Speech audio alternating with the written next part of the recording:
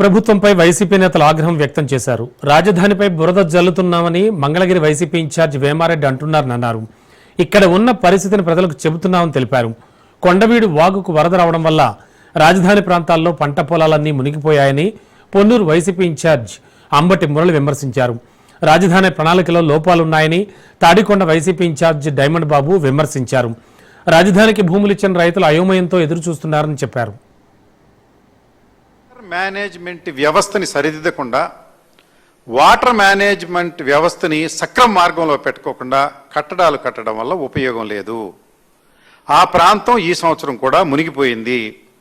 నీరుకొండలో ఉన్నటువంటి SRM university ఒక్కటే ఎత్తు మీద కనిపిస్తూ ఉంది. ఎందుకంటే వాళ్ళు 10 అడుగులు ఎత్తు మట్టి తోలి దాని మీద కట్టారు కనుక అది కనిపిస్తూ ఉంది. ఇప్పటికైనా మూసిన నాళాలకు పరిష్కార మార్గం కనుక్కోండి.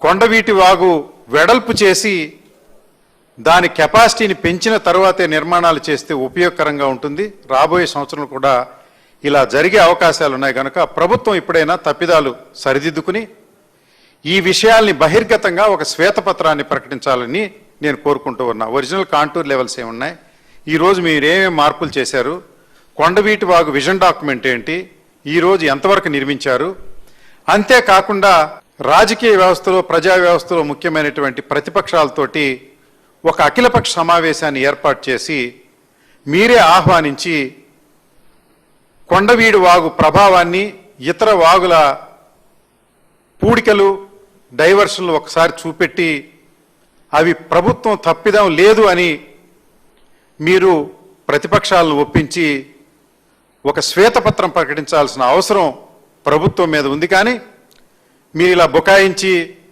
అడిగిన వ్యక్తుల మీద కేసులు పెట్టి ప్రజల తరపున మాట్లాడే వాళ్ళకి నోరు నొక్కేయాలనుకోవడం సమంజసం కాదు.